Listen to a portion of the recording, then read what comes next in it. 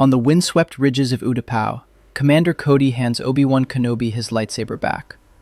One smooth motion, no ceremony. The casual trust that accumulates across 3 years of firefights until it becomes reflex. The soldier's shorthand for, "We're still on the same side." Obi-Wan takes it, says something brief, moves toward the cliff's edge. Alive, unaware. And in the silence after he disappears, the comlink activates. Palpatine's face resolves in miniature against the afternoon sky.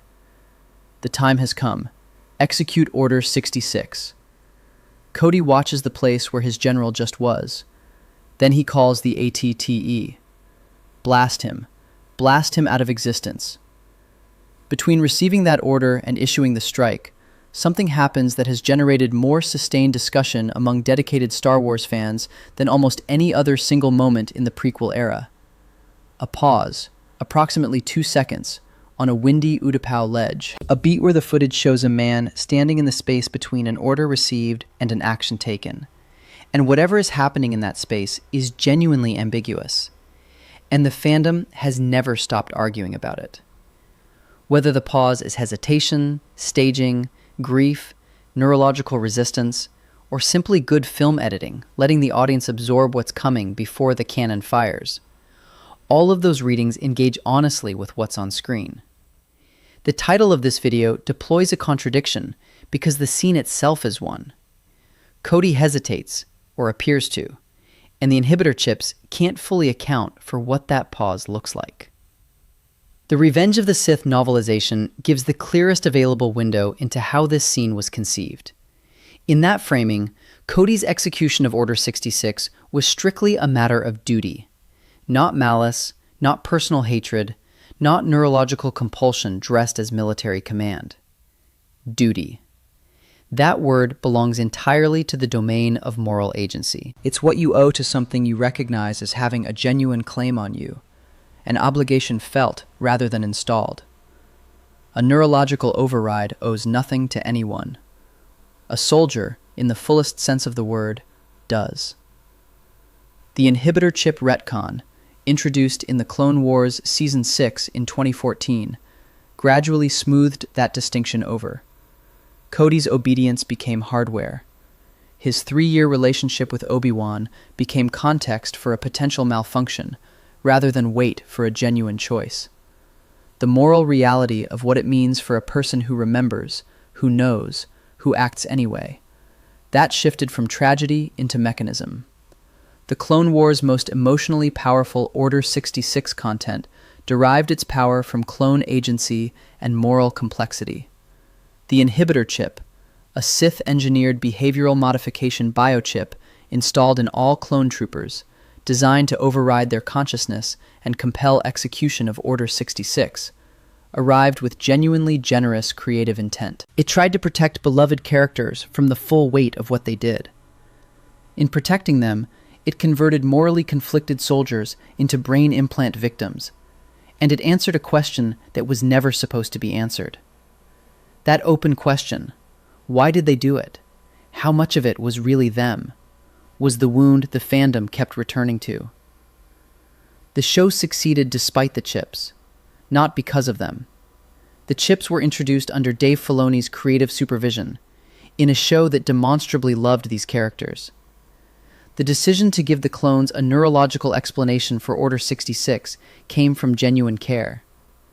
The argument here is about craft, specifically about what that decision cost in terms of the emotional truth the show had spent years building.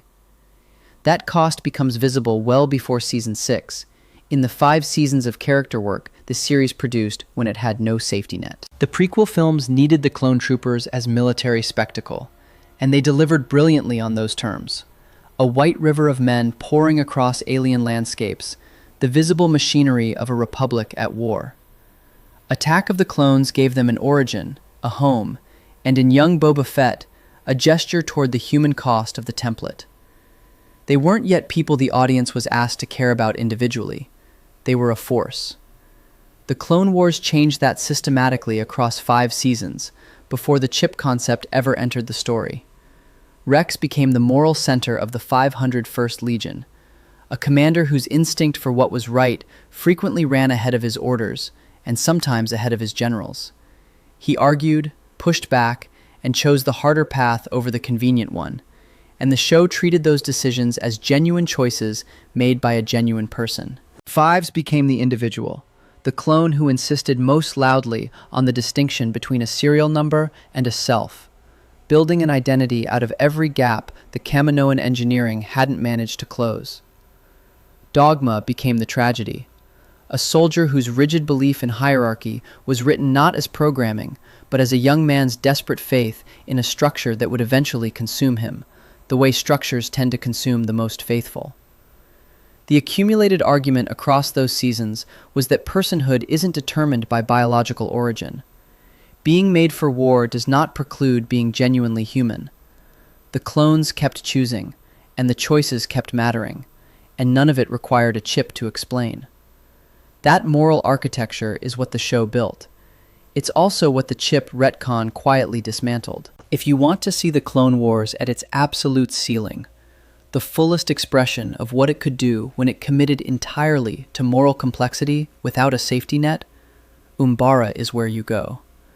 Season 4, Episodes 3 through 6, Darkness on Umbara, The General, Plan of Descent, Carnage of Krell. These are episodes people remember by name, by specific scene, by the exact moment a threshold gets crossed that can't be uncrossed. Umbara sets the tone before a word is spoken, a planet in permanent twilight, its surface lit only by bioluminescent vegetation and the cold flash of firefights, no sun reaching the ground, visibility always terrible, the terrain belonging entirely to an enemy who understands it, and to the 501st who don't. Into this, Anakin Skywalker is called away from the front, and the 501st falls temporarily under Jedi Master Pong Krell, a towering, four-armed basilisk whose contempt for clone lives is visible from his first command. His tactical decisions aren't merely aggressive. They're wasteful in ways that strain credulity as military strategy. Men sent into positions that accomplish nothing at catastrophic cost. Rex's pushback dismissed with cold authority. Orders that look on close examination less like calculated risk and more like deliberate attrition. The clones push back. They argue, plan around him, take initiative he explicitly forbids. None of this is chip behavior. Every bit of its conscience, personality, and the moral revulsion of soldiers watching their brothers die for a general who seems to be spending their lives rather than commanding them. The revelation, when it arrives, is devastating. Krell had already foreseen the rise of the Empire. He decided to defect to Count Dooku. The clone casualties were deliberate, not careless, not aggressive, but calculated. A demonstration of his willingness to sacrifice Republic lives, a credential for the order he intended to serve. When the 501st finally understands that their general was never their general at all, Rex faces the starkest choice the show ever stages: disobey a Jedi. He makes the call. When Krell escapes conventional containment, a harder decision follows that one. Disobedience, arrest, execution.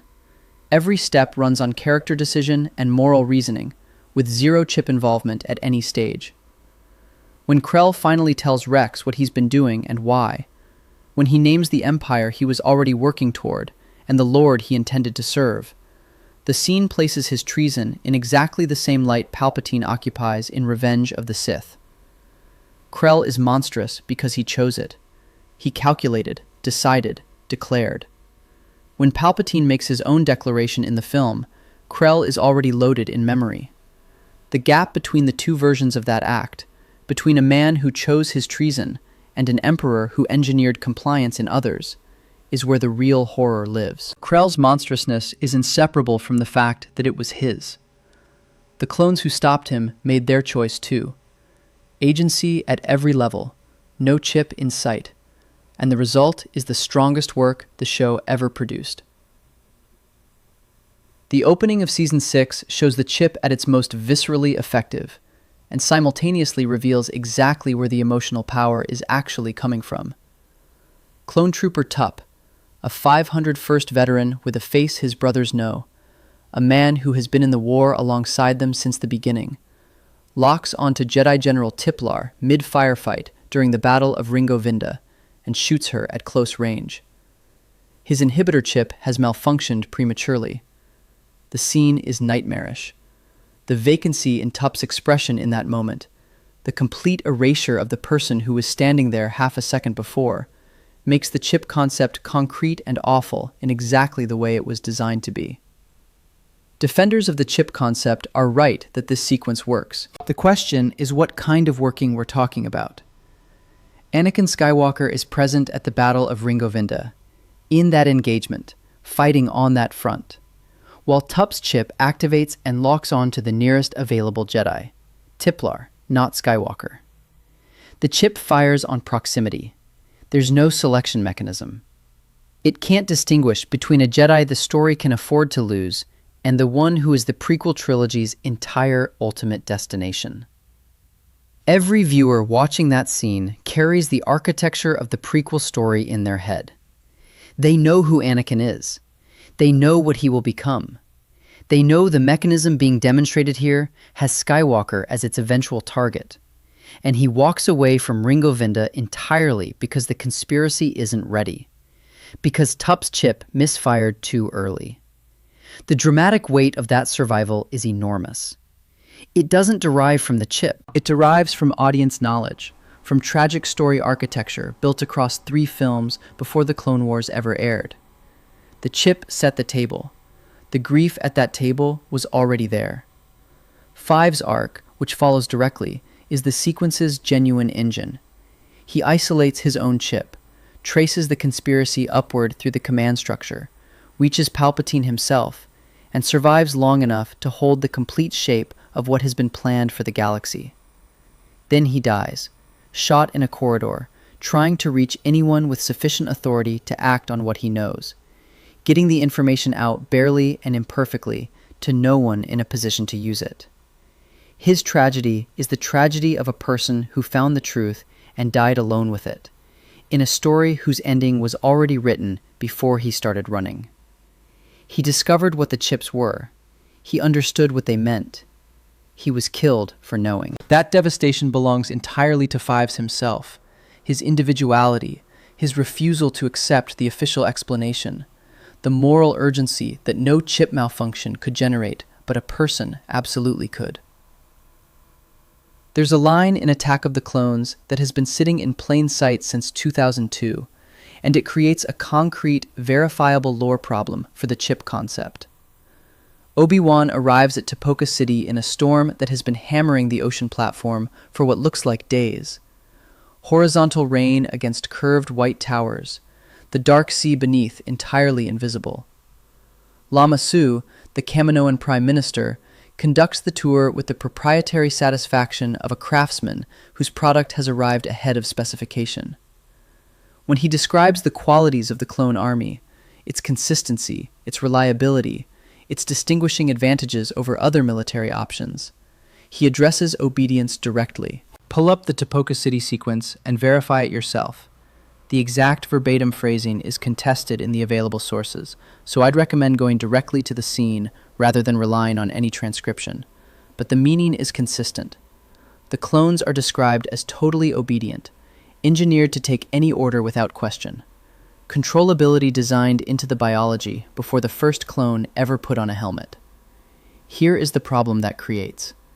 If genetic modification already produced total obedience at the biological level, the inhibitor chip is either redundant, doing work the genome was already handling, or its existence implies the genetic modification failed. And if the Kaminoan engineering failed, if the promised total compliance wasn't actually present in the soldiers, then the loyalty the clones showed the Jedi throughout the Clone Wars wasn't Kaminoan programming functioning correctly. It was something else, something the engineering was designed to prevent, but manifestly didn't. Rex's arguments against unethical orders weren't programming, they were character. Fives built an identity out of the gaps the engineering hadn't managed to close. The 501st's collective decision on Umbara that a Jedi rank and a lightsaber weren't sufficient purchase for their brothers' lives ran on the same engine. All of that was the distance between what the Kaminoans promised and what actually emerged when you gave identical men different names and sent them through 3 years of war together. Personhood growing in the space the engineering was supposed to foreclose. And if that personhood was real, if the clones developed genuine moral capacity despite the biological design against it, then the tragedy of Order 66 in the pre-chip reading isn't a mechanism succeeding or failing. It's soldiers with real conscience, real memory, and real loyalty following an order that runs against all of it. Because duty and hierarchy and 3 accumulated years of war had already built the structures sufficient to produce that outcome. Those structures are things a person carries. A device just runs them. One death from the revenge of the Sith. Order 66 montage deserves direct attention because it makes an argument without any words at all. Ki-Adi-Mundi dies on what is widely cited as Megiddo, cut off in the open, turning toward the clone troopers behind him just ahead of the volley. His saber ignites. He fights back briefly. He's overwhelmed. The part that stays, the part people who never particularly like the character still describe as genuinely gutting, is the realization. The specific beat where he turns and understands, a half-second before the firing begins, what the men who were just fighting alongside him are about to do. That response doesn't require Clone Wars investment. It doesn't require knowing his history, his relationships with specific soldiers, the arc of his characterization across 7 seasons. It requires only the most basic human recognition. Watching someone understand they're about to die at the hands of people who were supposed to protect them. The scene works on that level because Revenge of the Sith staged it with genuine craft, and because that specific human moment, comprehension arriving just ahead of the end, lands regardless of what the audience knows or doesn't know about the person experiencing it. The full montage runs through multiple worlds in quick succession: Megiddo, Felucia, Cato Nemoidia, Kashyyyk, Utapau. And its cumulative weight doesn't depend on 7 seasons of animated backstory. It depends on what every shot stages with quiet precision. The moment of turned backs, of trust converted into its exact opposite in the space of a received hologram. That was always sufficient. The chips are never visible in any of those frames, and the tragedy doesn't need them. The most honest demonstration of what the chip concept replaced doesn't come from the Clone Wars or from the films. It comes from Star Wars Battlefront II, the 2005 original release for PlayStation 2 and PC, not the 2017 EA release. Specifically, from the 501st Clone Trooper Journal, a series of in-game narration segments spoken by an anonymous 501st veteran. The journal runs through the Clone Wars campaigns and arrives at Order 66 and the assault on the Jedi Temple. The narrator is a soldier who remembers. He remembers the Jedi he served alongside. He understands with full clarity what Order 66 meant when it arrived. He followed it anyway, not because a chip fired, not because his consciousness was overridden, but because he was a soldier, and the order came down, and the structures that had made him a soldier for 3 years were already more than sufficient to produce the outcome. What fans who've spent serious time with this material reach for to describe the tone is miserably dark gray, a phrase that earns its precision because there's no comfort available in this version of events, no mechanism to blame, no medical event to point at. The narrator knew. He chose. He's still alive and still carrying it. That design predates the inhibitor chip by 9 years. Battlefront II shipped before the chip was any part of the Star Wars universe, before the question of how to protect the clones from full moral responsibility for what they did had been formally asked. What the game managed without the chip was a version of Order 66 that didn't try to make the clones easier to love by making them less culpable. The anonymous 501st veteran has full moral awareness, full memory, and full capacity to have chosen differently. He followed the order anyway. The horror isn't a mechanism misfiring. The horror is a mechanism working perfectly, and the mechanism is the person himself. That's the story the chip replaced. through a decision made from genuine care for characters the show had spent years building into people worth caring about. The intention was to give the clones the dignity of, they couldn't help it, in the face of the worst thing they ever did. In a story where the clones were secondary figures, anonymous soldiers behind identical helmets, that might have cost less. In the story the Clone Wars actually built, where Rex and Fives and Tup and Dogma and Cody had been demonstrably, painstakingly human for 5 seasons, the chip converted that hard-won personhood into biology. The moral tragedy of what they did collapsed into a medical event. Cleaner, demonstrably emptier.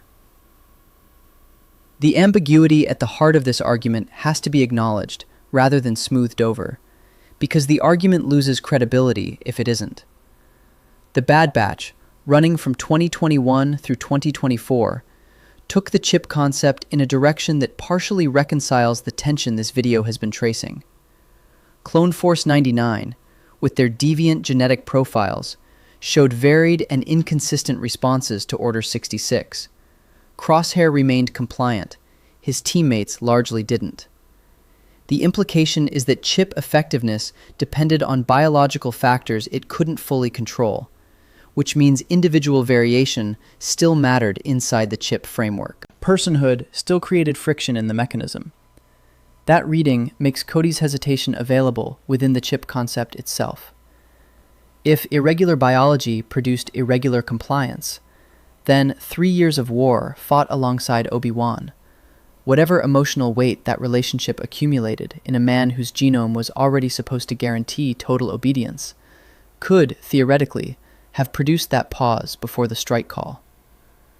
The hesitation becomes imperfect compliance rather than genuine resistance, and the Bad Batch direction supports that reading as much as anything else. Naming that possibility honestly isn't a concession. It's the only way the prosecution stays credible. The chip is most powerful when it raises questions. When Tup's malfunction makes the mechanics visible and terrible. When Fives traces the conspiracy and dies knowing the full shape of it. When Crosshair's compliance inside Clone Force 99 suggests even deviant clones have a threshold the engineering can reach. Those are the moments where the chip introduces genuine dramatic complexity. It's least powerful when it settles the question of why the clones obeyed, because that question, left open, was the tragedy. Every Order 66 moment that derived its power from clone agency derived it from refusing to give the audience an easy answer for why men who remembered, who knew, who had demonstrated genuine moral capacity, pulled the trigger anyway. Cody on Utapau, with a comlink in his hand and a lightsaber's warmth recently gone from his fingers, either hesitated or he didn't. Either the chip fired cleanly or something in him resisted for 2 seconds before the structure of the order overwhelmed it. Both readings live in that footage. What isn't available in any reading, what the chip concept in any form can't fully account for, is the version of that scene where a soldier who remembered, who knew, who carried 3 years of war and a returned lightsaber into the worst moment of his life, called the strike and meant it in the way only a person can mean something. That version of Cody is harder to defend, harder to protect, harder to love without reservation. He's also, in the most honest reckoning with what a soldier in his position would actually be, the real one. Subscribe for more Star Wars analysis like this.